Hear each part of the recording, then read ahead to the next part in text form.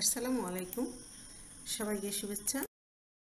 আমার পরিচিতি, আমি মোসাম্মদ নার্গিসারা, আইসিটি শিক্ষক, জাদুখালী স্কুল অ্যান্ড কলেজ, মিহিরপুর সদর, মিহিরপুর। Email nargisara1@gmail.com। পাঠ পরিচিতি, বাংলাদেশ ও বিশ্ব পরিচয়, শ্রেণী 10, অধ্যায় 5, সময় 50। শিখন ফল আমাদের অর্জনের বিষয়। ভূ-প্রাকৃতিক অনুসারে বাংলাদেশের অবস্থান এবং সীমানা নির্ধারণ করতে পারবে। বাংলাদেশের ভূ-প্রাকৃতিক অঞ্চলের শ্রেণীবিভাগ ও গঠন ব্যাখ্যা করতে পারবে। বাংলাদেশের ভূ-প্রকৃতি অনুসারে বাংলাদেশের অঞ্চলভিত্তিক ঘন জনবসতির সম্পর্কে করতে পারবে। এসে আমরা ভিডিওটি দেখে পাঠ শিরোনাম বের করার চেষ্টা করব। আজকের পাঠের বিষয় বাংলাদেশের ভূ-প্রকৃতি।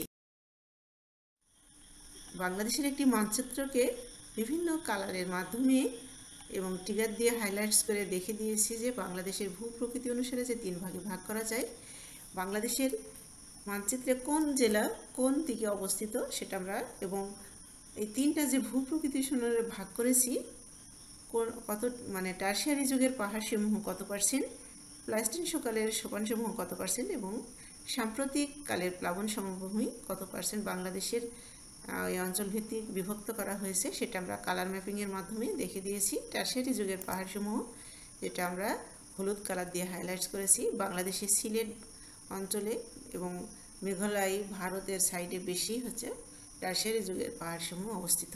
প্লাইস্টোসিন কালের সোপানসমূহ এটাকে আমরা হাইলাইটস করে দেখে দিয়েছি লাল কালার দিয়ে। আর টারশিয়ারি যুগের পাহাড়সমূহকে আমি আরেকবার স্টপ করে দিলাম, তাহলে পরেরটি দেখতে বা বুঝতে আমাদের সুবিধা হবে। প্লাইস্টোসিন কালের সোপানসমূহ আমরা লাল কালি দিয়ে হাইলাইটস করেছি। এটা মানচিত্রের মাঝখানে দেখা যাচ্ছে যে প্লাইস্টোসিন কালের সোপানসমূহ ভূপ্রকৃতি অনুসারে কোন দিকের অবস্থান, আর হচ্ছে সাম্প্রতিক কালের প্লাবন সমভূমি। এইটাকে আমরা স্টপ করলাম না বা হাইলাইটস করলাম। সাম্প্রতিক কালের প্লাবন সমভূমি বাংলাদেশের প্রায় 80%। আমরা কালার ম্যাপিংয়ের মাধ্যমেই বুঝতে পারছি যে সাম্প্রতিক কালের প্লাবন সমভূমিটি কতটি এলাকা জুড়ে অবস্থান করছে আমরা দেখে বুঝতে পারছি প্রায় 80% এলাকা জুড়ে অবস্থান করছে। আমরা বাংলাদেশের কোন দিকে, এশিয়া মহাদেশের কোন দিকে বাংলাদেশের অবস্থান সেটা লিঙ্কের মাধ্যমে বলে দিতে পারি। আবার আমরা ইচ্ছা করলে পিকচারদের মাধ্যমে ম্যাপিং করে দেখিয়ে দিয়েছি। আমরা আগে দেখি পিকচারের মাধ্যমে ম্যাপিং করে দিয়েছি, ইচ্ছা করলে আমরা আবার বর্ণনা করতে পারি।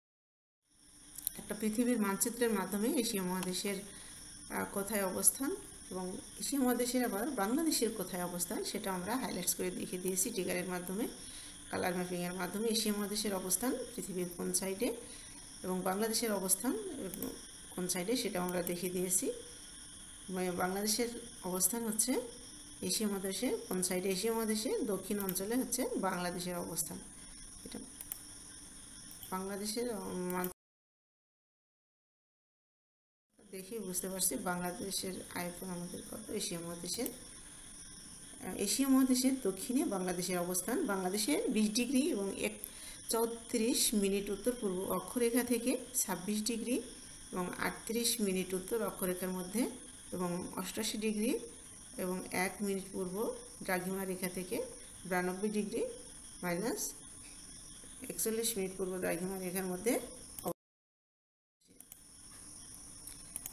বাংলাদেশের মোট ভূমির প্রায় 12% এলাকা নিয়ে টারশিয়ারি যুগের পাহাড়সমূহ গঠিত। টারশিয়ারি যুগের হিমালয় পর্বত উত্থিত হওয়ার সময় এই সকল পাহাড় সৃষ্টি হয়েছে। বাংলাদেশের দক্ষিণ পূর্ব পার্বত্য অঞ্চল ও উত্তর পূর্ব সিলেট অঞ্চল টিলাসমূহ এবং বাংলাদেশের যে পর্বত শৃঙ্গ আছে সেটা আমরা হাইলাইটসের মাধ্যমে দেখে দিয়েছি যে বাংলাদেশের সর্বোচ্চ শৃঙ্গের নাম হচ্ছে তাজিং ডং। এর 1 মিটার কম হচ্ছে কেওক্রাডাং। আমরা এতদিন জেনে এসেছি যে বাংলাদেশের সর্বোচ্চ পর্বত শৃঙ্গের নাম হচ্ছে কেওক্রাডাং, ছোটোবেলায় শুনতাম, কিন্তু আমরা যখন বইয়ের মাধ্যমে জানতে পারলাম যে বাংলাদেশের দ্বিতীয় সর্বোচ্চ শৃঙ্গ হচ্ছে কেওক্রাডাং এবং সর্বোচ্চ হচ্ছে তাজিং ডং।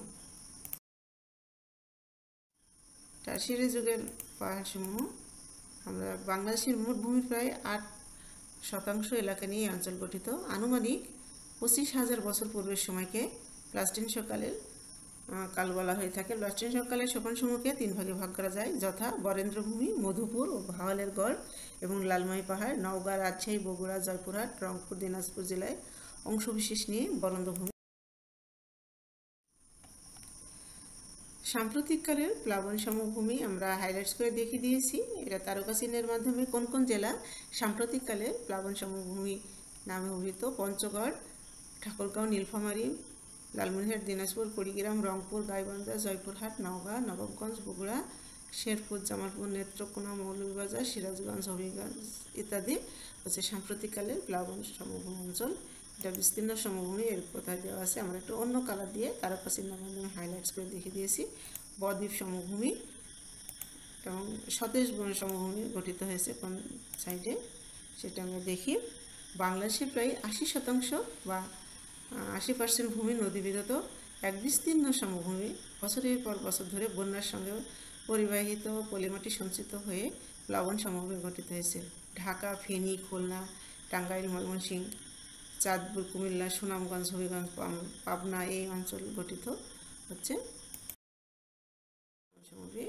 একটি দলীয় কাজ শিক্ষার্থীদের জন্য দেওয়া হয়েছে, দলে ভাগ করে বাংলা দিয়ে দলীয় কাজটা দিতে হবে। বাংলাদেশের ভূ প্রাকৃতিক অঞ্চলের গঠন অনুসারে কোন কোন অঞ্চল কৃষিকাজের জন্য বেশি উপযোগী এবং কেন তা বিশ্লেষণ করো দিয়েছি। মূল্যায়নের জন্য আমরা জ্ঞানমূলক প্রশ্ন রেখেছি। মূল্যায়ন করেছি এমন প্রশ্ন করেছি যেখানে পূর্বে শিক্ষার্থীদের এই সম্পর্কে ধারণা দেওয়া হয়েছে। এশিয়া মহাদেশের কোন দিকে বাংলাদেশের অবস্থান? বাংলাদেশের সর্বোচ্চ শৃঙ্গের উচ্চতা কত? এখানে দেখে এসেছি। ভূ প্রকৃতির অনুসারে বাংলাদেশকে প্রধানত কয় ভাগে ভাগ করা যায়? বাংলাদেশের বৃহত্তম বাড়ির কাজ বাংলাদেশের মানচিত্র অঙ্কন করে ভূ প্রাকৃতিক অঞ্চলগুলো চিহ্নিত করে। তোমাদের সবাইকে ধন্যবাদ।